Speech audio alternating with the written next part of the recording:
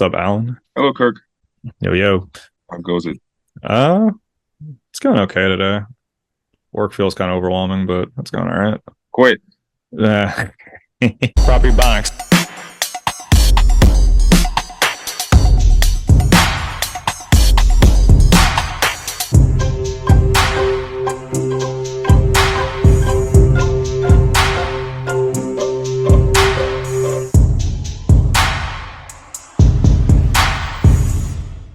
Welcome to Property Ebonics. We're back. People were Been here. saying that people were out in the streets questioning, like, will they be back? And I was like, how dare they? And I'm Mm. glad to prove we're back. I don't know if we'll edit out the first 5 minutes or not. We'll see. I'm sure it may be something in there we can use. I don't know, but like we got it fixed up. I'm glad I can see. I'm glad I can see. I can see clearly now that the internet issues are gone. And I'm glad we could see you clearly now too, because you got a new look. Yeah, Whoa, I'm back, man. I'm whoa. back.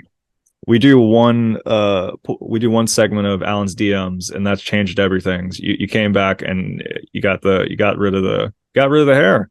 I want to hear about this process because I've been there before, and I'm very curious what it was like for you. I've been done with my hair for a long time. Like Mm. I never wanted locks. Never wanted locks. No, I didn't. Right. I'm gonna It's a tell you wild what thing for happened. someone that had locks for a while time. Let me tell you what happened. So I like the little curly fro, like the small little curly fro situation. You know what I mean? And that's what I was growing out. And then the pandemic happened.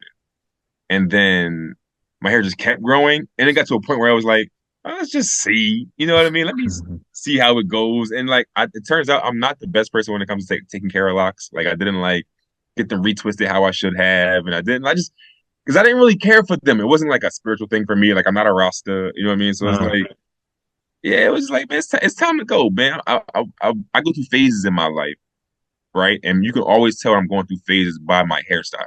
Like really? my hairstyle, just like when I had braids, then I had the low cut with the waves, I had locks. Like I just go through phases with my hair, and I'm like that phase is done, and I'm back, baby. Whoa, man! I don't know, man. You had a hot run with the hair though. Like you're out here wilding.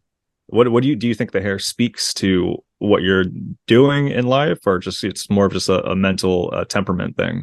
I think it's a mental temperament thing, and Hmm. what I'm doing in life. Like okay, both. It's a both thing for me because like I felt like I used to say this all the time. Like, yo, I'm in the trenches right now. Like, I'm in the trenches and I'm like, putting in that work. You know what I'm Hmm. saying? So it was like, I felt like when I had like my hair in my face and like it's all not done how it should be, just like I felt like I was in the grind. Like, I'm getting Yeah, to it. And I just yeah. felt like, you know what I No mean? But time like, to like brush hair apart. No time to wash hair. Pubic yeah, hair growing out the underwear. You know what it is. mm, I ain't cut that. What? What? You brought it up. I know. I set you up on that one. Yeah, so I mean, so it's like, bro, like I'm in the space. Like I told you what my goals was. Like I'm in the process of putting together my comedy album, bro. Hmm. And like, yeah, I don't want to be on my comedy album with locks. Like Yeah. I'm gonna be in the front with my, me. Yeah, I mean, this is really like, yeah, the lock phase is. I had fun. I learned a lot. I've realized people just can't say hello to you if you have locks. They gotta say, Mhm. "Bless up, brother." You know what I mean? So it's like, yeah, I'm done with that. That's it. I'm done with homeless people acting like I'm one of them. Like, Yeah. you're not gonna ask me for money. Don't be asking me how my day is. Like, you know what I mean? Like, It's people aren't sharing their Zion facts with you anymore. right. This is the season where we're seeing earlobes and forehead now. Yeah, man. Seeing all that. I want to ask you this because this is when I cut my hair. I got a few of this, and I thought about this as well a little bit. Do you feel that after you've had your dreadlocks for about what, a year and a half, almost 2 years or No, so? I started growing my hair before the pandemic happened. Okay, and you It's so probably like, from yeah. I would say like I think I had locks for like 2 years solid. like a solid 2 years or so. And people see like headshots with you, like they see you all over the internet with that, and then a lot of times people may associate you, not necessarily like, oh, out in the comic with the hair, but like they know that you have hair, sort of thing like that. Do you think about like perception in terms of like different headshots or like different sorts, like how people may take your comedy in a different way? Um, I do understand. So like, I know I had my daughter. I got like a little camera, a Mm, Sony. I had my daughter take some headshots of me last night. You know what I mean? nice. Came out pretty good. I mean, so but I'm gonna get some like more official ones this week. But people, you know what? When people see you, so so I feel like my comedy, like I got like two different. I got like my life and my kids and like relationship, and then I got like black shit. You know what I Mm, mean? Like I got like we're gonna talk about some real issues that I've as a black man I got to. So I feel like when my hair was longer, I felt I'm not gonna lie, like I felt like they know I was gonna talk about stuff like this. Like they knew I was gonna be up here spitting some knowledge. So it's like I had my first show. I did three shows as I had my hair cut, and like the hair don't matter. Like right. it don't matter. If anything, maybe I felt more confident in the way I looked. I was Yeah. hitting it hard. Like I was hitting it hard this past week, bro. So it's like, Especially if you're excited about the look sort of thing. And I get that. Like if you have like more like Afrocentric hair, the audience may think like, oh, he maybe talk about like Afrocentric ideas and concepts. mhm. Um, so it's good that you did these shows and you don't feel like, oh, do I back away from this at all? Do I go more towards the family centered ideas? Do I talk about whales now? I don't know what haircut Alan talks about. You may be a frisbee guy. I mean, shout out to Brandon Mitchell. Brandon said Hmm. that he said what he said the mindset. He said the mindset wasn't in the locks, like it's in you or something like that. You know what I mean? So he was like, You would. it's, it's, did he yeah. wait? So Did he cut his hair? Am I imagining no, things? he still got his like he had his real long too. Yeah. Yeah, yeah. So, as a fellow ex-Lock brother, he was like, yeah, it's not about the hair, it's about it's in you. So like my content not gonna change. Like the way I think not gonna change, but maybe the way people perceive me might until I start talking and they be like, oh, I ain't know he sound like a dude with dreads. You know what I mean? So Something that I thought about a little bit, and we've talked about when I had my afro and I cut it off. Um, I thought about like, oh, will this wonder if this will affect booking at all. Like I feel like when I had the afro, it was very much like I stood out of like, oh, okay, well, like here's someone with a hairstyle that we don't really see very often, sort of thing, and it kind of lends itself to like being uh, what's the best way for it? It's like it kind of lends itself to content a little bit of like, oh, okay, here's some goofy material for something for an aesthetic that looks a little bit more unique, eccentric, and such. And the idea of like cutting it off, I was like, oh, would this kind of make me look a little bit more cookie cutter sort of thing? Then I had to stop myself. I was like, I can't let the comedy be dictated by the hair. I can't, that's mhm. something you can't do. Same with the Yeah, beard, same with like how you yep, look. You can't do it because then that's just kind of goes to like you're pretty much that's when it goes in clown territory. yep. That's when it's wilding on that. Where it's like you might as well put makeup on before getting on stage. Shots Yeah, of I was lilies. That's not what I mean, but you know what I mean. no, I was thinking that as soon as you said that, I was like, you said what I was thinking though. It's like, yeah, Yeah. I don't want to be I literally just, I don't even want you to see me. Like, if you can hear me and laugh, I'm cool with that. You're like, I don't want you to be like have these ideas over the way I look. No, just hear what I gotta say. You know what I mean? Huh. So like, yeah, I think it is clown territory when you sit there and talk about, hey, you might have done this, but like I've done this too. Like I have jokes about having locks, and it do feel coony when I'm telling it to Mm. white people. You know what I mean? It do feel like Uh, it's like I got locks. It look like I sell incense. You know what I mean? uh, So it's like, and I go lie, I've said that on stage. You know what I right. mean? But it's like I don't even really want to be like I don't want to be that kind of comedian. Like I just want to, you know what I mean? Like I don't Yeah. like the way I don't like the way I feel from that kind of joke. You know? So I mean, not a terrible joke. Not a terrible so joke. the actual joke, because I'm not saying it anymore ever again. So I'll say it. I'll go on stage. It'd be the first thing I said. People would be like, come to the stage, Alan Massenburg. And I get up there, I'll be like, I know that when you hear Alan Massenburg, you don't think you're gonna see somebody that look like they sell incense. You know what I mean? So it's like Right. whatever. All right. Well, that's not the worst, but I get what you mean with that sort of Yeah, thing. yeah.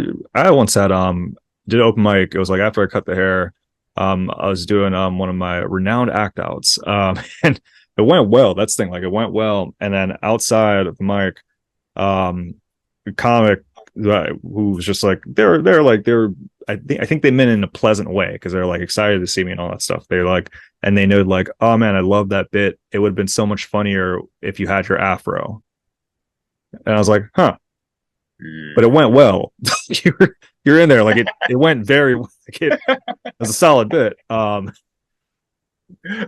yeah, it's just like that. It is interesting to think that sometimes like and to note this comic was a white comic. So like when it comes to kind of like the playing a role sort of thing, we knew Kirk, we knew. yeah, that's the thing where it's like, I mean, it was co-signed by a black comic, which was interesting. Which is like I was like, oh, huh. So, but like Didn't expect that. I know, yeah. But that part is just how people see you, and that's something that like I kind of accepted as well. Like, okay, the hair may lends itself to like being just like maybe I don't even necessarily say like a funny visual, but it lends itself to more almost comedic prototype. And some people just that's in their mind that's going to be like, oh, that's going to be a part of the funny is that, which I disagree. I think a lot of times like when you mention like not being want to be seen, like the idea of like performing comedy with like a curtain, which would probably be a cool show. Perform a comedy with a curtain, you don't see the person at all, then you just have to go off the content sort of thing. So like you don't know if like this is like a woman, you don't know if it's like a dude in heels, you don't know if it's a white dude, Asian dude. You're just hearing the words and the content, and you're basing it just off that. New It's like Mass Singer right there. New comedy show idea, Kirk. You might be onto something. I'm so serious right now. Yeah, that's not a bad idea. It's I mean it's pretty much like the Mass Singer, right? Yeah, But it's like it's just you do a curtain situation. I don't think it would work for us. We have distinct voices. no, I think it'd be cool, bro. Like not like try to guess who the comedian is, but like, yo, here's a comedy show. It'll be a curtain, and you can't see the comedian. You just have to go off what they're saying. None of those self-depriving jokes. I'm fat. Okay, Prove it. Let's go deeper than that. You see him stick his belly against the curtain. Yeah, like, I think it'd be cool because like I know a lot of female comedians that say that they don't like going on stage dressed up. Like they don't want to be cute. They just want you to like go on stage sweatpants and jeans. You just listen to what they gotta say, so you won't look at them like you're not laughing because they look good. You know what I mean? Right. Like you're laughing because what they're saying is thought provoking and makes you think and it's funny and stuff like that. So like I think that curtain show comedy sounds like a good idea, man. Yeah, man.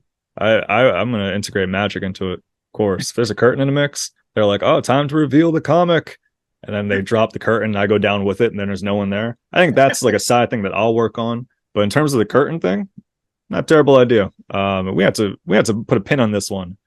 I'm so serious. We're always looking for clips and all that stuff. Producer Pat, timestamp this one. put a proper Ebonics logo right over there, so the streets won't steal our curtain show. Curtain comedy show, but you can't do your ventriloquist act. It ain't gonna make sense behind the curtain. Oh man, that's just Kirk talking again. They'll be able to tell like so if I start doing, hi guys, I don't really know about, they'll know that Darius is in the building. Shout out to Darius. Darius has been like just chilling on a radiator for the last 3 months. Darius is on fire. Is he melting? What's no, like the radiator, it's non-functioning. It's just kind of like a stand that I sometimes leave things on. And right now that thing is Darius. But Darius is waiting until the summertime to come back out. He's in hibernation mode right now. He's eating moths and he's stocking up on that. And summertime comes out, he's ready to come out with the shorts. Oh, okay. Well, shout out to Darius over there on the heater. You know what I mean?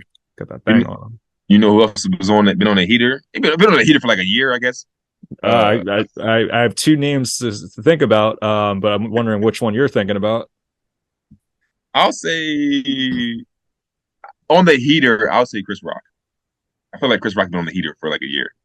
Like heater meaning like his pressure. He had a lot of pressure. You know, like people want to know what he thinks about being slapped in front of millions of people on the Oscars. You know what I mean? Yeah. So, and it marks almost like the year. I don't know. At least comes pretty close. A lot of time. What's up? Pretty close to it, like the exact year. Yeah. It's been about that, and then like last week, Chris Rock he finally did his stated declaration. He did what was it? Selective Outrage, his Netflix special, which was the first comedy to be live streamed on Netflix. Yeah. Aired last Saturday. Before we go further into it, did you get a chance to watch this? Yeah, I watched it live. Yeah, nice. Had to. It's great, and we'll get further into it. They kept the live version of it throughout the remainder of the week. They finally did a final copy like this weekend. Oh. And we'll talk about what that edit may have looked like. But they kept the live version of it for the full week. So I didn't watch it until the following Monday, and it was still the live version. So everything, Chris Rock, like he was making this. First off, we'll backtrack a little bit. This was a highly anticipated special. People have been wanting to hear about from Chris Rock for about a year now. He's been touring around. Of course, he does a thing where people can't have their phones in there. So unless you're in the club or in the arena, you're not really hearing the stuff that he's doing, sort of thing. So for a lot of people, this is his first time hearing Chris Rock talk about the Will Smith situation. And I'll say, as a fan of Chris Rock, I thought it was a solid special, man. I thought it was a solid special. Even the non-Will Smith stuff, like especially the non-Will Smith material, like it was just solid. And he was doing that live. It comes with like these live specials, man. Like people, they usually record like 2 to 3 versions of them, wearing the same clothes, different audiences. So like if there's a slip up, they could just kind of edit it in. This one, he did it live, Baltimore, one take of an hour plus worth of content. He delivered. It was definitely notable. What do you think of it? Chris Rock is a genius. He visionary. Like to even think about doing a live comedy special, like I wouldn't even think about that. But it's like I wish that they would keep it live forever. Like that just be what the product is. I don't want it to be tainted. Like I want to be able to go back 10 years from now and be like, look at this live special. You know what I mean? Yeah. Like now it's altered, so yeah. No, before, and we'll jump into significance of that, the alter, it being adjusted, and why it's notable for it being adjusted. But what did you think of his explanation and digestion of the Will Smith situation? I haven't spoken about this at all publicly at all. You waited a full year. No, I mean like I'm talking like the special. I haven't, like, people have been, I don't know, like people have been online. Every single comedian has a take on it. Yeah, and I just been sitting back because like I know how I feel about it. And all right, look, I'm gonna just say it. All right, I'm not gonna keep being around the bush. I think Chris Rock is my second favorite comedian of all time. Like I know second. that. Chappelle, Chris Rock. That's 1 and 2 for me. Like that's who speaks to me. That's 1 and 2 for me, and has been for a while. All a Poundstone. It ain't nothing Chris Rock can say. Ain't nothing he can say about getting slapped on stage in front of the Oscars and not doing anything. There's nothing. It'd be funny, but for me, as a real nigga, like we don't slap each other in front of white people. Okay, you got slapped, bro. Like it don't. You know what I mean? Like it. I don't fully know what you mean. How do I explain this? Because I enjoyed the special, but you specifically asked me about the Will Smith part. Yes. No, I know what you mean. He kept calling him all the B words in the world. Yeah. He was very animated and aggressive about it. You could tell he felt strongly about it. Raw. But for me, it's like none of that matters, bro. You got hit on TV, you didn't do nothing. Nothing you can say up here is going to justify that for me. Nothing. You mean justify in what realm? Like in terms of like and not reacting to that. So it's kind of like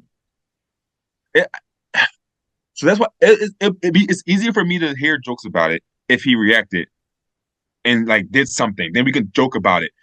But I don't care what you say about Will Smith, bro. He put hands on you. You did nothing.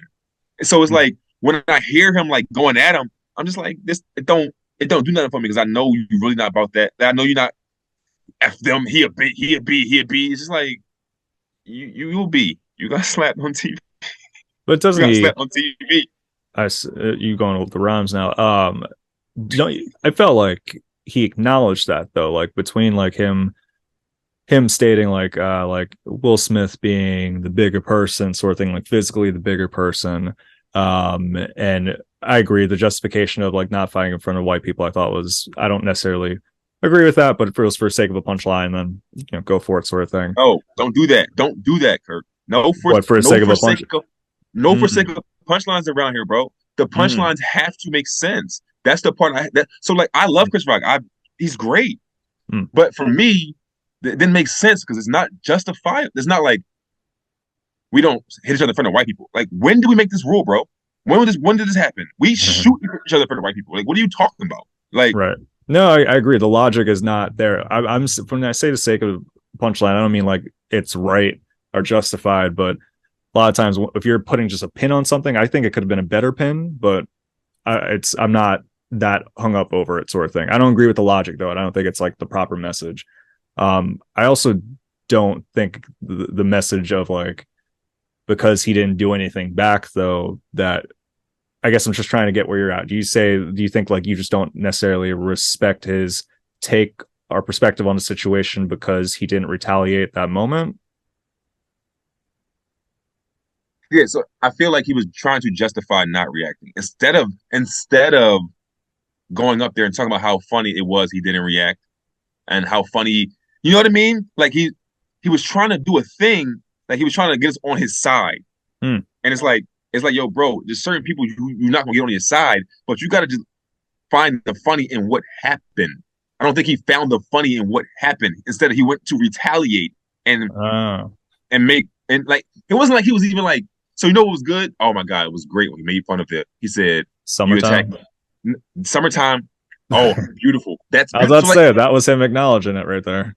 but so that's what I'm saying though. You can make the jokes about summertime, jokes about you attacking me, but not the guy that had a thing with your wife. You know All what I right. mean? Like those things are great. I was like, yeah, get it, get it, get it. But then he went to take the route of like, well, this is why I didn't respond. Like, you better off just making those jokes to me and then not trying to double back. Like it because it's hard. I don't know if I can explain this to you. It's hard for me to explain it, but it's like nothing you can say is gonna make me like side with you on not reacting to somebody putting their hands on you, and let alone laughing like, yeah, we don't hit each other in front of white people. Like when he said that, I was like, that's how you gonna end it? You felt like it was like almost like a, he was not even necessarily, I don't know if retaliating is the right word sort of thing, but like he was combating the situation with aggressive words uh, when faced with actual physicality. And in that turn, aggressive words doesn't mean as much because they're not actual actions. Yeah, it's not real for me. If Mm. if if if Will Smith never smacked him and he was saying all those things, it'd be great for me. But I know I seen it. The whole world's seen it. So you can't really call him the B word 6 times. You really can't, like, because he hit you. Mm. Unless you're going, you know what I mean? I don't know. Like that was the like I had like two problems with the special. That was one of my problems was that and I'm only critiquing this because you asked me. I don't No. publicly talk about. I don't do this, but I'm gonna do it because it's a power podcast and I love Chris Rock. But yeah, that part for me, I was like, I don't know. That part took away from me a little bit because he was trying to like justify not reacting.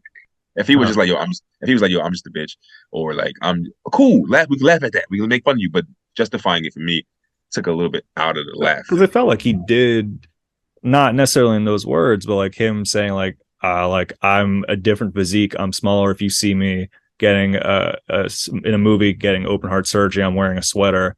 Like he's acknowledging Yeah, without necessarily having to that's funny. explicitly say anything. Is like, oh yeah, I'm a smaller person. I'm not necessarily a physically combative person. I'm doing my job. I thought he was actually pretty emotionally raw with it, man. Like even down to like saying like how much he loved and respect Will Smith, and like how he was, it was a disappointment for him too. I don't think Chris Rock's from my impression, just from what I gather from the special, that that's a route that would naturally come right for him to get physical with him. I'm not saying that justifies like kind of like going down to the level of like almost like uh seeking retaliation through almost like kind of petty words, like calling them a bitch, this and that. I think calling Jada a bitch, this and that. Um, but also that's like the avenue that he takes, and that's what we know him as. We know Chris Rock as a comedian.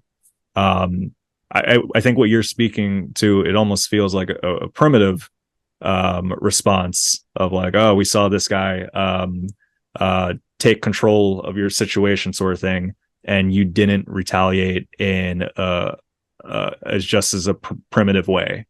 And in turn, it feels like we're kind of wired to like look down upon that. I don't know, man. You call me a primate? Is that what you're saying right now, Kirk? You calling I me? think I am. I'm calling you I think primate like a number two. primate. No, but I'm just for me, bro. Like for me, like ain't nobody just gonna do that to me, bro. And I don't know. That's just for me. I hear you. I thought it was great. I liked the special. He was killing it with the Will Smith jokes, but for me, just the whole trying to justify why you didn't do nothing. I'm just like, no, ain't no for me. I'm like I said, I'm a real nigga. There's no justification for that. You put your hands on me, I'm put my hands back on you. I don't care. We had the Oscars. I do not care. Okay. Yeah. Will Smith knew he could do that, so he did that. And Will Smith knows he can do it again if he wants to. Because Yeah. or you make another special, or you gonna fight back. So Yep. I don't know, man. I enjoy the special. This is why I don't talk about stuff like this publicly. I be thinking some things, but that part I was like, I enjoyed the special. You really shouldn't have the dreadlocks. You're not about the peace. You're not about the peace in any way. I'm back. I told you I'm back. I'm also very real, dog. I'm also very real. Someone puts their hands on me, you know they're getting tickled. What did you think of the portion of the what do you think of the proportion of the show where there was a notable slip up? Like we said, it was a live performance, and you and I as performers were very familiar with this, how it could happen, how sometimes it can be frequent in how it happens, not necessarily on a scale like this, where it's this $40 million production, everyone's waiting for about a year, and it was close to the close. There was like 3 minutes left of the show. And Chris Rock, for those that haven't seen it, go see it. But for those that haven't seen it, Chris Rock had a little bit of a fumble where he talked about one of Will Smith's movies, the Emancipation movie, when he meant to refer to the movie Concussion. And then you could tell, you could almost see it in his face. And I know that moment where you realize like, oh, that was like a slip up. And you're saying the words, knowing that there was a slip up. And then you have to like try to find a way of like catching it somehow. But you know, you're so used to the rhythm of how that joke goes, that's kind of hard to disrupt yourself. What did you think of that moment? And them keeping it in the live special? I thought it was cool to see, man. He's human. He's human? Like for him to go, because he went like 56 minutes without any slip ups. Like He had bro, a that's really little bit of stumbles, but it was like normal. It wasn't like notable yeah, ones. Yeah. yeah. Like if you pay attention, you know it. But like he had one, major slip up, and it was like over 55 minutes into the special.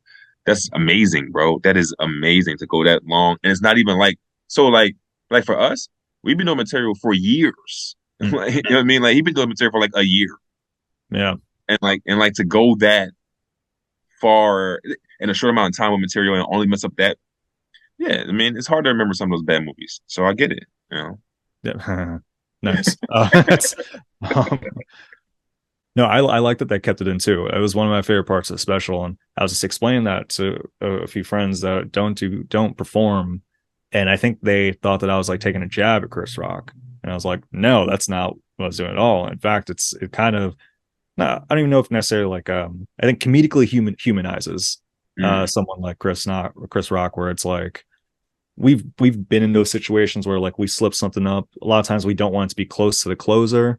We know that feeling right off stage where like the whole show can go well, but then like you may focus just on that part, and just being able to relate to that I thought was pretty interesting, of like Mm. him having this like huge moment, there being like a slip up.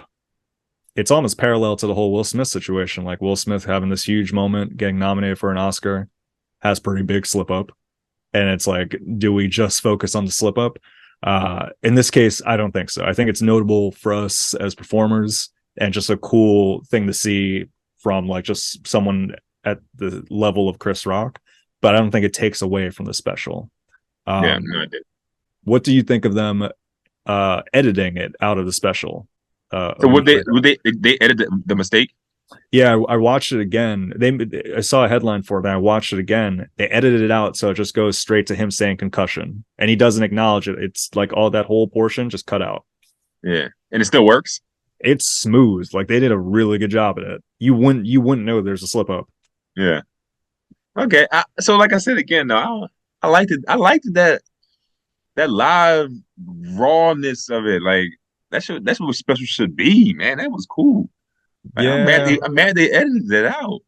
I I'm okay with them editing out, and I'm also curious whose choice it was, more Chris Rock's choice or more of Netflix choice, sort of thing. I'm cool. They like I see it from like a performance standpoint. Like if you're about to do your album, sort of thing. Like if you're doing something that you want to be a representation of your thoughts and ideas at this point in time, and then like you have it out there, and it's not just like like you stumbled over a word, like you stumbled a bit, sort of thing.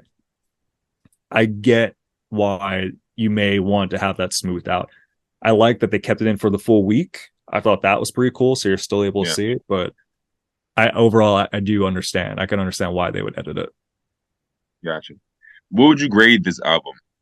Like, You have to give like, a A or a B or a C. What would you grade it? This special.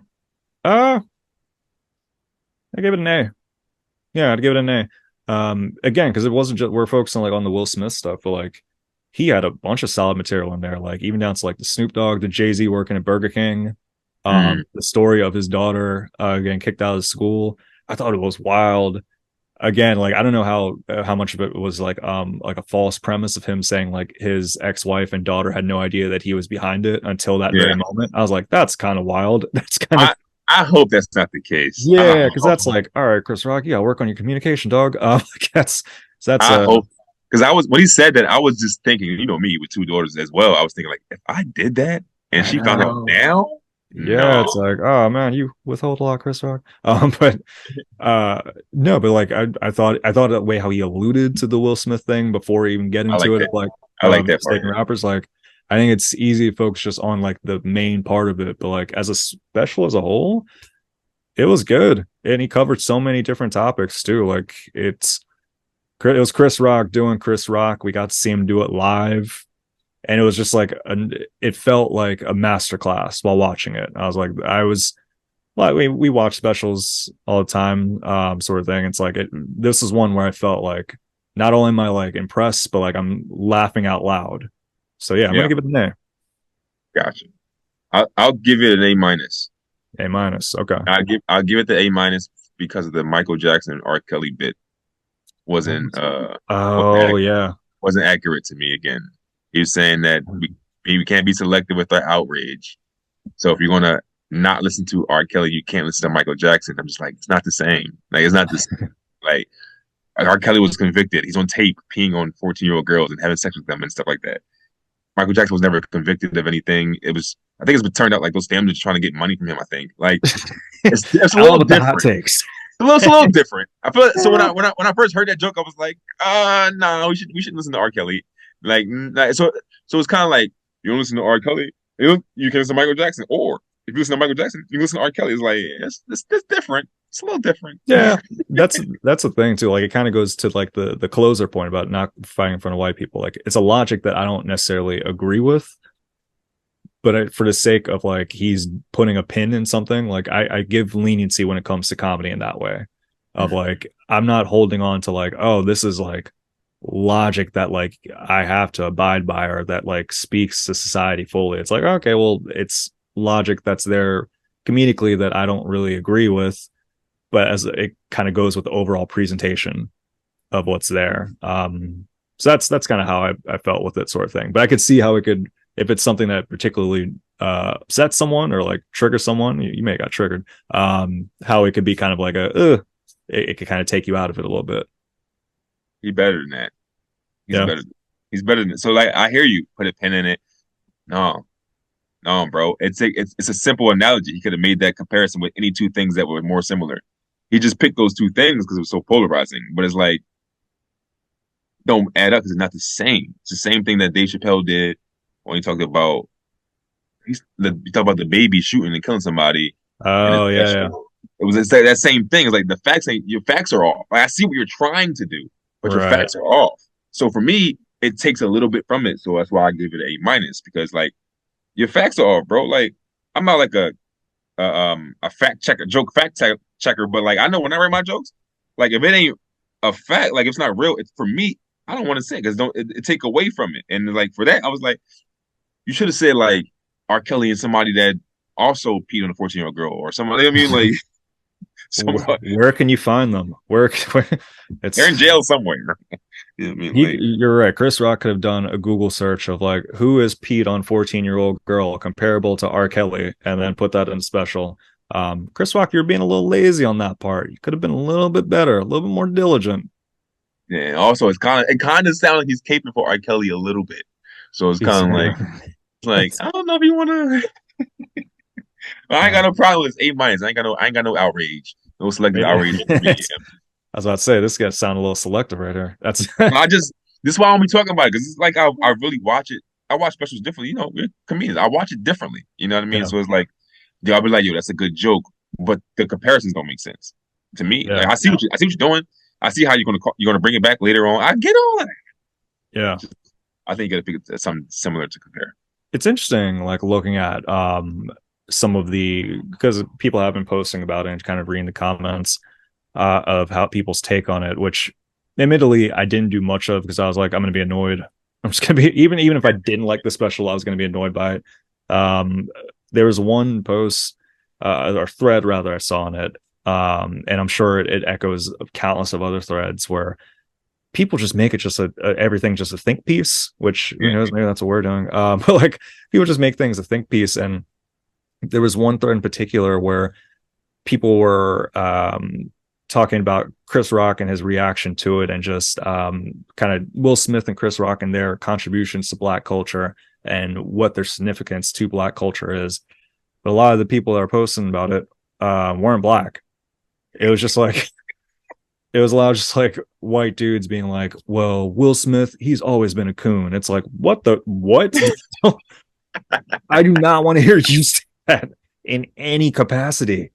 There's some things where it's like, if you feel like that's the one big negative of all of this, and any type we get a situation like this, like that's a huge public thing. It's like people think it's like within their prerogative to speak on it in a way that is just completely disrespectful.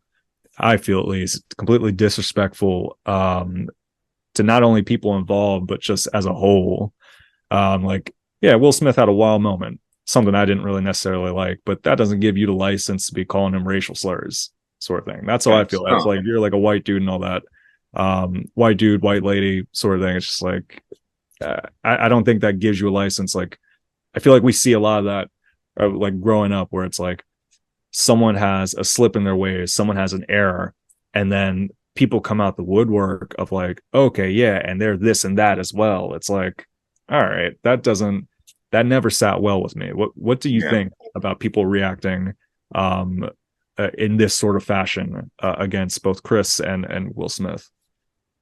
First of all, white people, the entitlement is insane. Like you feel like you have the authority to comment the way you do on certain things. It's weird. It's very weird. Like I don't know if I told you about the story about the show I did when the Black comedian was on stage cooning, and the white lady just yells out, "They should take your N-word card." It's like, yo, you don't even have the authority to do that. Why are you mentioning that? Like, first of all, it's called a black card. It's not called an N-word card. So it's just like she's remixing it. That's like an unnecessary remix right there. Like, I don't know what y'all call it in your house, but like it's not what we say. So what happens is a lot of times the white people, they will see something like this and they'll be like, yeah, I knew it. See, I told you that's how they are. And they're like, and they feel justified. So they feel like, oh, it's justifiable, so I can talk about it now. You know what I mean? It's like, see, I told you about it. They crossed the line, and I feel like I'm not gonna say only white people do this, but they invented it. Like, they invented it. Like, I mean, it's like innovators. Yeah, because like you can't. There's certain things you can't talk about, like race card, cooning, street cred, like all like just certain things that I cringe when I hear white people say tap dance. Even if I'm like, what? There's certain key terms. I'm like, all right, maybe just stick away from that one. First with that with the lady when she said the N-word card thing, how did the crowd react to that? So the dude was like on stage bombing and cooning, just like from the Right. beginning. So they were kind of like, oh, but so it's kind of like she shouldn't have said that, but we see where she's coming from. Like, Oh goodness. and the dude like tried to like go at her and make fun of her. His jokes were not funny. So it was just like he was eating it bad, bro. Like, Oh my gosh. That's yeah. like I think I heard like one of the comics they said something along the lines of like if you're a black dude and a white person calls you N-word and then you fight that white person and then lose that white person, then they could call you the N-word all day long. It's like Yo, that it's sounded kind of something I would say. it's I highly disagree with that. It's it kind of echoes that thing though of like, oh, okay, well, if we see a black person at any form of weakness, and it's kind of goes to what we were talking about before too. It's like this whole pressure of like you always have to be at like this, not just immaculate, but you always have to be kind of like hard, and you always have to be like this.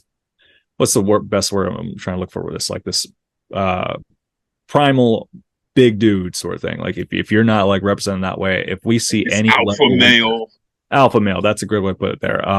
If there's any level of weakness, both physically or emotionally, that gives us the license to say and do whatever we want to, including comments about race that wouldn't be licensed otherwise. And kind of what we were talking about with the whole like Chris Rock thing too, it's a little bit of parallel.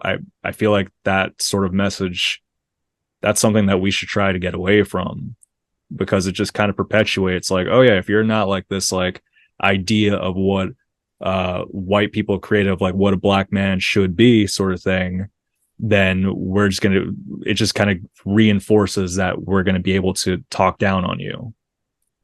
I Yeah. don't think it's right. So for me, it's not a black and white thing. It's not a race thing for me. It's just a respect thing for me. So it's Mm, kind of like putting your hands on me is disrespectful. I cannot tolerate any disrespect in that manner. You can say whatever you want to say to me about me. I don't care. But you're just not going to physically put your hands on me without me right. retaliating. That's just that. And I'm thinking about how anybody sees me, except for how I see myself. Like, how can I go to sleep knowing let somebody just treat me like this? And Right. I don't know. Maybe it's ego, maybe it's pride. Maybe I need to get away from this thought process, but it ain't racially driven for me, but I can see how my reaction to something like that will have someone thinking about our race. You know what I mean? It's like, oh, Mm, look at him. Look at the way he reacts. That's how they do. You know what I mean? But in reality, we all do it. It ain't a race thing. So it's just like a respect thing for me. no. Yeah, no, here. I don't I don't even necessarily know how I would react to the whole, not to spend the whole thing talking about the whole Chris Rock stuff, but I don't know how I would respond in that situation. Part of me is like, oh, I could be pretty tranquil. A lot of times I use reason, You logic, would have moved. You would have just moved. doableness. I mean, that's the thing, evasion. I think that would have been a big part of it. Like, oh yeah, like it's like I would have like evaded attack sort of thing. Um, but I don't, and not even necessarily like because I can't see myself like I'm gonna run away. Definitely not that. I think I do a lot of footwork. I think there's been a lot of footage on this. I don't need to talk about my footwork. The people know what's up with the footwork. Like I think I would have evaded, but like something like that, like on stage, I don't know. I think instinct is like, oh, they're instinctually you would have naturally have done something, but I haven't been in that situation, so I can't really speak on it. But I can only imagine it would just be the footwork would come to play, Yeah, dog. It's just not. It's not gonna happen for me, man.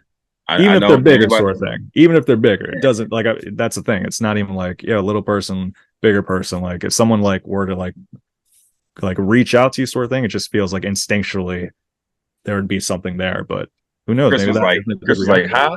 He was like, huh? What do you want? He did. He's like, yeah, I made a joke about your wife's disease. What do you want to tell me? Huh? it's Oh man, anybody get slapped with the Oscars this year? no, this year not the case. The Oscars were last night. I went to a screening party for the Oscars. It was wild. It was excessive, but it was a You in good time. LA? Are you LA right now? LA Kirk, yeah. No, I went to it was at the film center on Chestnut Street. Mhm. ran by the Ritz, and went to it was like this large theater, like people came in like gowns and all that. I wore Mhm. like my salmon pants with a floral shirt. I look nice. But like I came in and it was like, oh, I think I'm underdressed. But uh, got some free food and drinks out of it. But watched the Oscars. Actually stuck around for the whole show. I did not think I was going to stay for the whole thing, but it was a good show. It was good. Jimmy Kimmel, he did a monologue. He addressed the situation from last year without harping on it too heavy. Yeah, it was overall a good show. I mean, did you watch it at all? Nope. The only thing I seen was Jimmy Kimmel's clips on like online, and they were very funny. Like the jokes he was making, they were very funny. Yeah, no, he was a solid host. Like I feel like I've seen him host more than I've seen his show sort of thing. And every time I see him host, he's typically does a stand like a solid work. And last night it was very smooth. The whole show, 3 hours. I didn't watch a lot of the movies going into it, so me, I'm on my Roger Ebert-ish, but I did not watch many of the movies. So a lot of them were ones where I'm like, I guess it deserves it. I think Mhm. Everything, Everywhere, All at Once, that did win Best Picture, along with many of the awards that it was nominated for, including Best Supporting Actress, Best Supporting Actor, and Best Leading Actress. Mhm. And then a bunch of, I think, Best Director as well. It killed it. It swept through. That's how it goes. Like when something's good, it's gonna sweep everything. It's a good. It's good. If the director was good, then the movie was good. If the movie was good, the actors were good. Like it's That's you know. this. So this movie, this was the first or the most wins for a best feature nominee since Slumdog Millionaire back in like uh, 2004. Classic. Yeah, I didn't care for it. Really? Nah, I mean, you know what? There's a lot of movies where I go in with too much anticipation, and that was one of those movies. I'm like, oh, okay, well, that's cool. Indian movie. It's a mainstream America. I'm very excited, very good. And I felt like I remember feeling underwhelmed. That's surprising coming from a half Indian dude. Yeah, I know, right? I gave it a 50% on Rotten Tomatoes. That's, You were just it's, jealous. You were just jealous when they were millionaires and you weren't. maybe, yeah. I was like, man, I want to be dancing up there. Yeah, they did have an Indian dance piece at last night's Oscars, where they broke it down to Indians were wilding last night. It Really? was very cool to see. Like Nah, it's they're crazy. doing It's like on the they're Oscars. yeah, like a lot like on the broadcast. Like I don't know if it's from one of the movies, but like they were doing the shoulder shrubs and all that stuff, man. They're breaking them off with the Uncle Rom shuffle. Like it was nice. It was I gotta look that up. I looked it up later because I want to see it. Yeah, but no, I didn't catch it. I did see people complaining because Angela Bassett didn't win anything again. And they thought that she should yeah. have. I didn't like how like every time after these award seasons, they always do like misleading headlines. And one of the ones I saw earlier was like, Angela Bassett throws shade at Jamie Lee Curtis.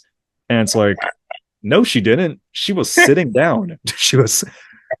She was sitting down during just enjoying. I don't know if necessarily enjoying, but just watching the moment. But like they twisted sort of thing.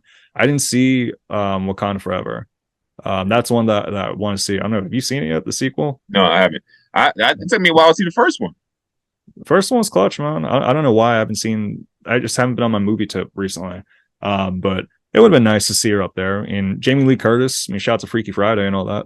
It was cool to see Jamie Lee Curtis win some. She had a pretty good speech too, but it would have been nice as well. Angela Bassett won, but it probably would have been nice also if I saw the movies. If I was able to judge it that way too. Yeah, I just think it's funny how like one year we're calling the Oscars so white and black, but like, man, those not our awards. We don't need those. And then next year they're like, oh, we got robbed. I mean, which one is it, man? Like, what do you want them or not? Like, Yeah, no. that's what's a do you think there should be a film awards if there isn't already one, like a film awards dedicated to just black films? American Black Film Festival. Is that for independent films or is that just like all films in general? They just had the ABFF. They just had like a a Hollywood honors type situation, which is like just all black stuff. So I mean, I don't know if there's a black Oscars, but I do know there's Right. like a bunch of black things. But Right. if there was literally like, yo, African American Oscars, that'd be cool. You know what I mean? Or call it whatever you want. Call it the African American. I don't know. What's a black name? Not Oscar, something else. That's African American Tyrese. I don't know what you want. and the Tyrese Gibson Lifetime Achievement Award goes to Snoop Dogg, the baby boy. oh Yeah, man, so that's it would be so if we had an awards where like movies like Baby Boy were acknowledged, that would be nice. That would that'd be actually be fire. nice. That'd be fire. That would be kind of cool. That would be kind of cool. You're creating things today, Kirk. You're gonna be a millionaire. Watch me creating Man, things. I've been getting back on my like doing curls in the morning. Like first thing I do some curls. I'm like, all right, just get some blood going before coffee. So I don't know. That may get the brain going a little bit. So you're getting back to just just being more productive in life. You would say. In some ways, yeah. In some ways, getting a little more productive. But in some ways, perhaps not so much. It's always comes in waves, and I think this would be a good time to talk about productivity. Uh, Really? yeah, but Pat, if you want to play some productivity music, So well, do you say product? You say productivity or productivity? I say productivity. I'm a pro. I say pro. Oh my gosh, it's caramels versus caramel all over again. Yeah, potato, That's potato. I think there actually is a correct pronunciation of productivity or productivity. I think one of us are just mistaken.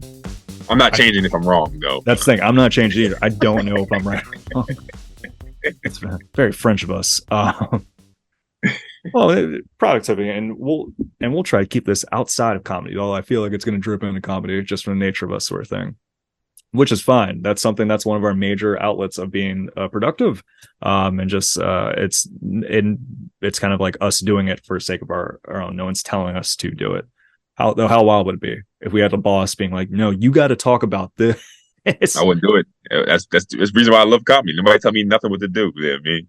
You wouldn't Wouldn't have do Nick Cannon like down your neck being like, "Yo, you got to talk about you guys talk about climate change. it. You got to You make got to talk jokes about whales." about me having 20 kids every set. Like, nah, can't do it. I don't want no boss, man. So I love Yeah, comedy. I'll speak for myself. I feel like for the most part, pretty productive. Between like these challenges that I do, I'm just from work stuff, life stuff, general. But there's times where you may not feel as productive. Perhaps it's in the American cloth to not to feel down on yourself if you're not being productive at any given moment, sort of thing. I wanted to ask you, as someone that's out in these streets, you got the internet popping and all that, you got the haircut, you're out here doing a bunch of stuff. What do you find inspiration in when you may not be feeling as productive? So this is something I literally think about and have conversations about a whole bunch. Hmm. I think the idea of productivity, procrastination, laziness, it's all a trick. And what I mean is, so like growing up, I've always been told I've been lazy. I've always been told I procrastinate.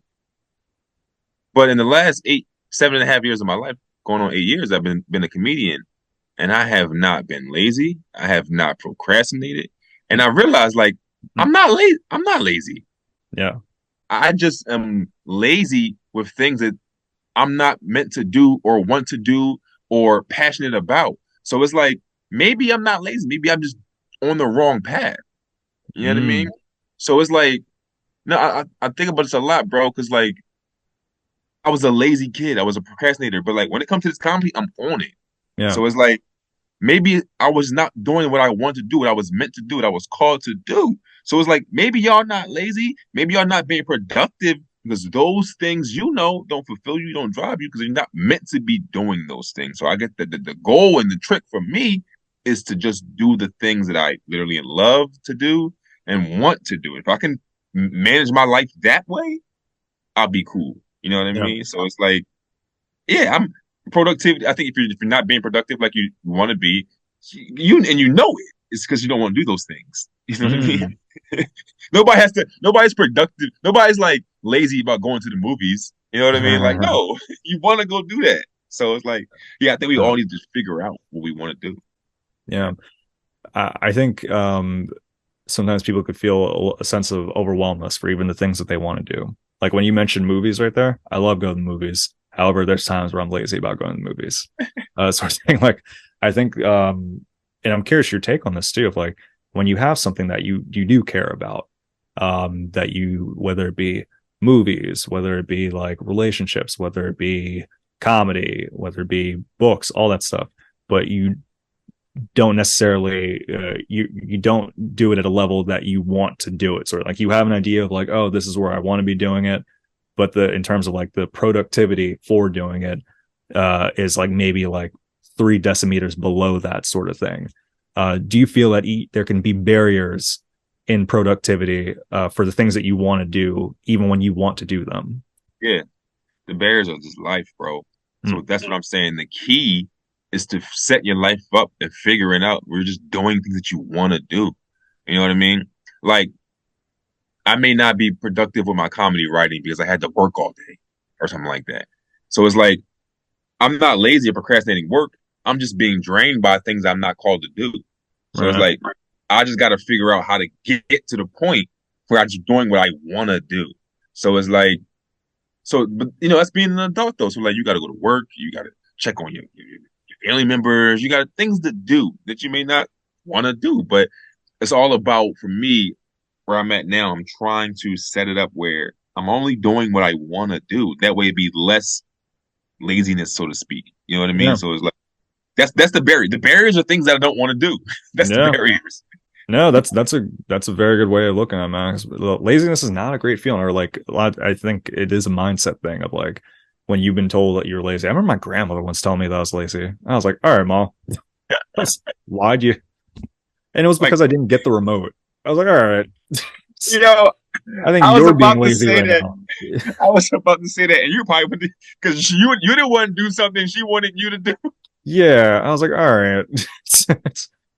And but she framed it in a way of like, she didn't exactly say it, but she was like, it was like, it's a common trait for you.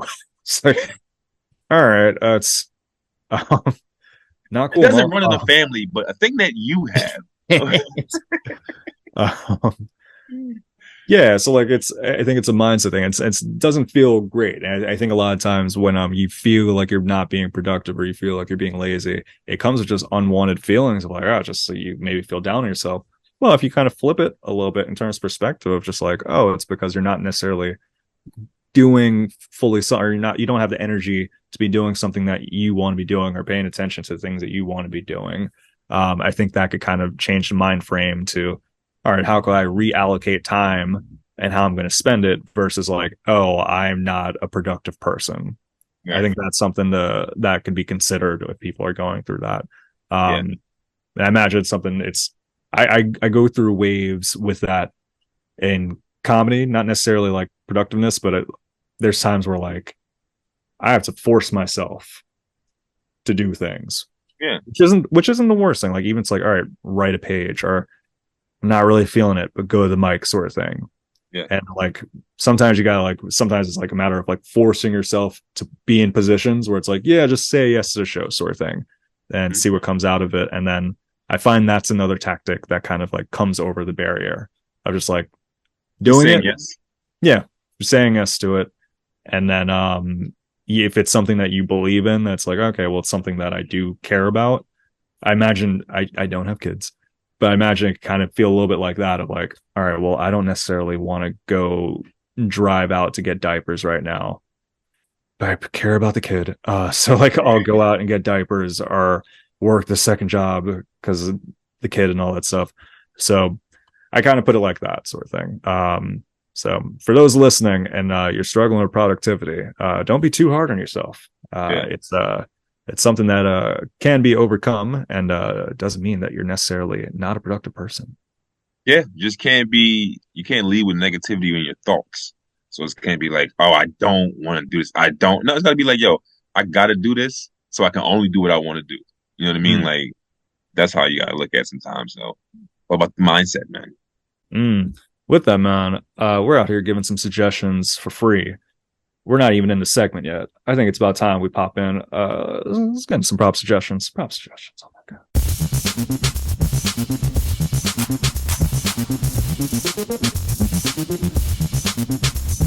Buddy. You just call me buddy. I said, yeah, buddy. Proper. I didn't say Okay. like you, buddy. I'm not. No, white That's guys a call their son buddy. bro. Before we get these prop suggestions, that's my pet peeve. I don't. If you see me in the street, don't call me buddy. And that's the thing. Like I think like a lot of people, that's just like their natural like hey man or hey pal Yeah. sort of thing. Um, it's just always it feels like a condescending term. Like there's people that are like on good terms with me, and I know like they mean it from like a they don't mean it to be like a dick or anything. But if I hear buddy, I'm not feeling it. It kind of takes me out a little bit. I'm like, I'm sorry, what do you? It's just like, please don't call me that. Yeah. It's maybe it feels condescending, maybe because it's only coming from white guys. So like that's the only people you hear it from. You don't hear from the black. You hear you never heard me say, "Yo, Kirk, what's up, buddy?" It's always like bro or man or my nigga or some shit. Like it ain't like Yeah, man. I if you don't see me in overalls with pigtails, don't be calling me buddy. That's how I feel about that. pigtails. So now Buddy got pigtails. I thought Buddy had like a I don't know a skinhead, a shaved head or something. No, I'm saying like buddies, like it's just it's very much like I picture like a child with like a bindle running away from home sort of thing. Like don't it's I have visual connotations with buddy that That's I why don't you. associate with. That's why you get triggered by Buddy because you think people calling you homeless. Your Buddy is your dreadlocks. That's goofy. So that's one prop suggestion. Don't call me buddy. Next prop suggestion, though. Now, when we speak about things that we care about, obviously, people know that your boy's in the process of getting a snake. Without revealing too much, your boy technically does have a snake. The purchase has been made. It's in holding. The adoption papers have been filled out. I'm waiting to be approved, but the purchase has been made. But that's up for the next episode. Alyosha's going to be crawling over there. You got a snake on the plane. Yeah, could have. But a lot of times when you have a snake or a reptile, you want to check the temperature of the tank. It's very important. You want to check the humidity levels, the temperature, and what a better way to do that than with a temperature gun. Ooh. You ever seen one of these, dog? Yeah, the COVID just happened, bro. No, well, it's not like a temperature gun like this, although it can work that way too. But temperature gun, it uses a laser. And it's from there, it's able to detect the temperature of whatever the laser is pointed on. You use it for grilling. It's great for cooking and for snakes. So if you if you have this, or if you're grilling or cooking snakes, that's a wild thought. But with this temperature gun, man, I didn't know this technology existed. I didn't realize you could point a laser at something and it'll tell you the temperature of it. Like I was pointing at the wall over there, it'll show like, all right, it's 68. It's kind of cold in here. 68 degrees over here. But if I put it right above the heater, 80 degrees. That's crazy. I had no idea that technology existed. It was only like what, $18. You get it at Lowe's or Amazon. But if you're into cooking or snakes, I highly recommend it. Temperature gun. temperature gun. I'm well aware of those. No I one used told to me. work. So I only found out about them when I worked at a food service company for most of my adult life. When we had to check the temperature of the product. So like we only stored produce, so it had to be at a certain temperature. So like if we got a shipment of some tomatoes, like if they were higher than like 45 degrees when we scanned the pallet, we wouldn't accept it. And like because that means they were we didn't want to break the cold chain, meaning like they come in on cold trucks, they store it in cold facilities and get delivered on cold trucks. So it's like once you break the cold chain, you're minimizing the shelf life of that product. So we would scan it like, all right, temperature is good on this before we accept it and before we deliver stuff too. So it's like, it's good. It's pretty neat technology. You've been scanning, so you know the technology. Yeah, I've been scanning. I never thought about it though. Like if you don't have, like if I never had that job, I wouldn't know that it existed. Bro, I had no idea. I've been looking at thermometers like a butthole. Now it's like I had no idea. It feels like I'm like in 2033 right now. So I've been playing with this for like a good 24 hours now. It's pretty nice. So no one else has one at home though. So you're not staring at the thermometer is not the worst thing in the world. You're special now. You got one of those at home. I feel pretty good about it. All right, so I'll do my suggestion. My suggestion is practicing in the mirror. Right, I feel like no matter what you do, like for me, I would tell jokes, I write jokes. I find it, like the whole feel like I'm have an audience there. So like I'm practicing in the mirror. I get to see my mannerisms, and yeah, I feel like I'm more productive when I'm just in the mirror. Like if I'm just sitting down, I feel like yeah, I'm just going through the motions. I make it on Facebook, but like being there, staring at myself, it gives me like some accountability to to work and Huh. get better at what I'm doing. So like whatever you guys do, if you're a rapper, if you got a speech coming up at work, yeah, just practice in the mirror.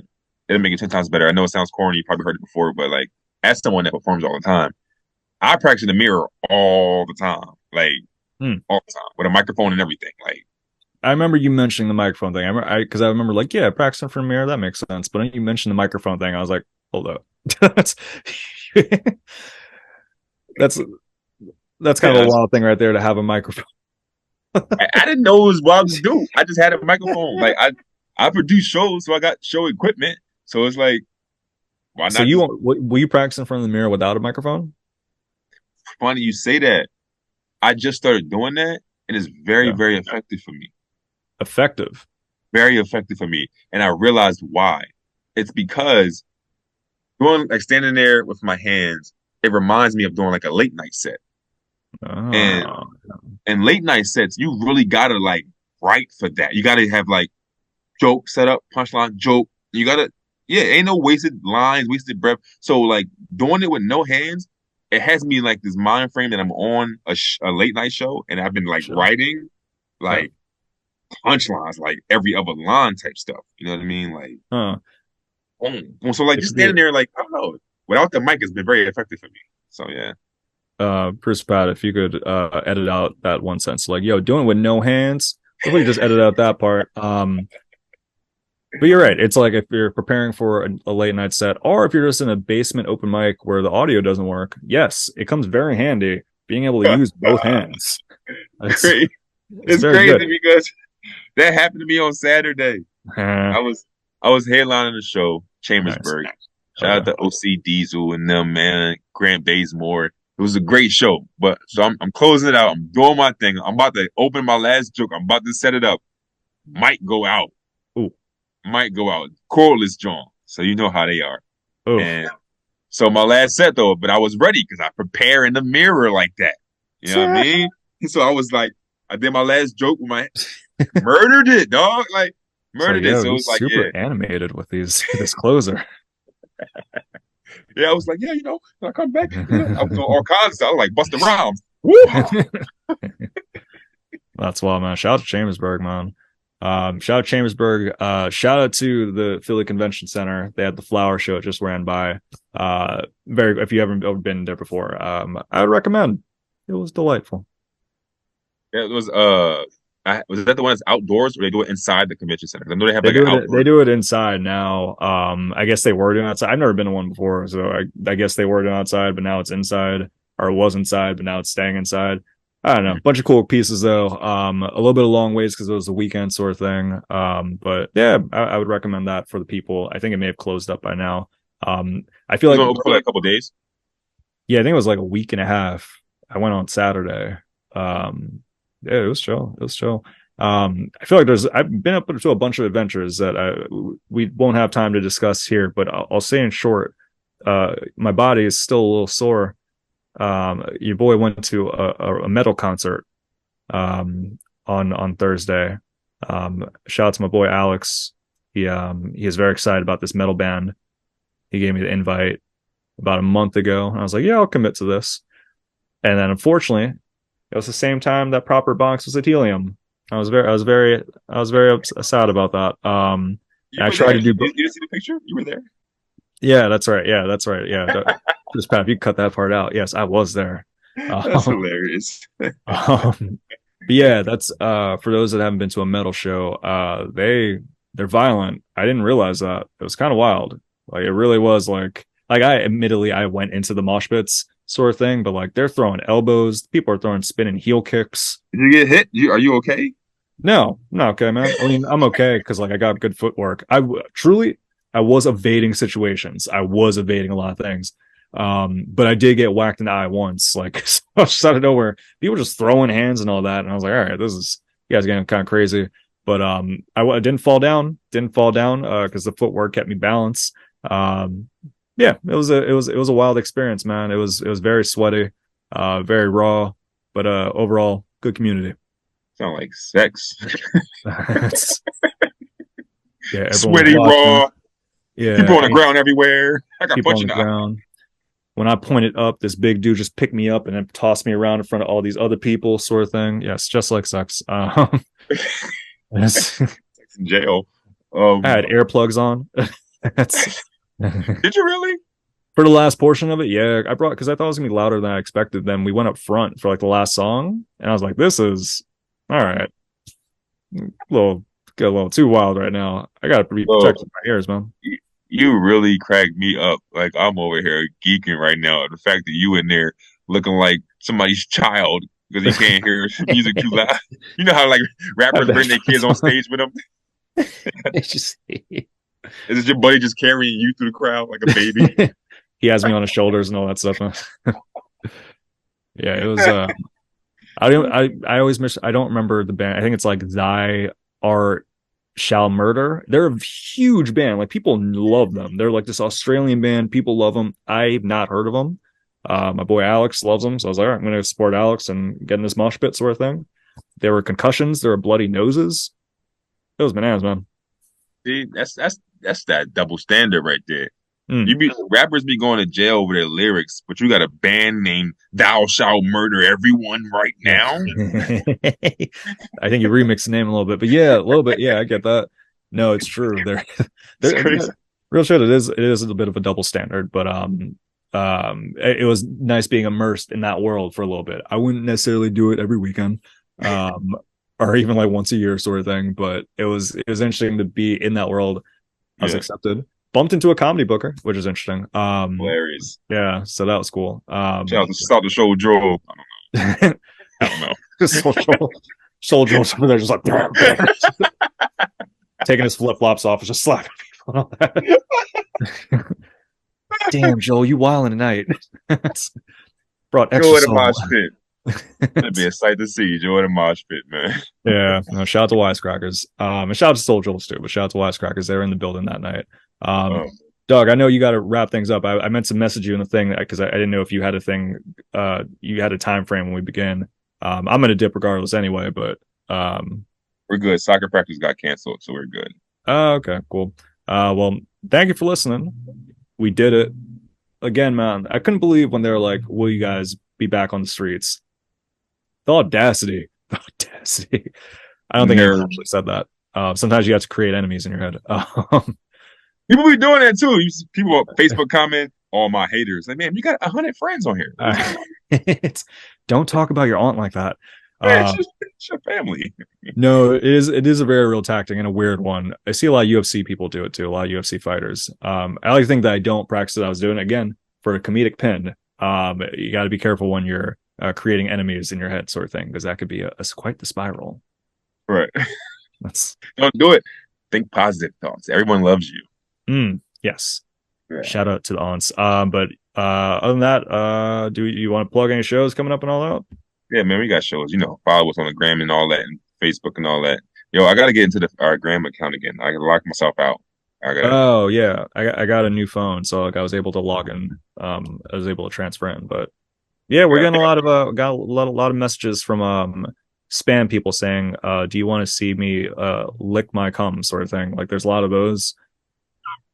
They're the best. Nobody sends more DMs than spam bots. I mean, they're in the comments. They're all over you.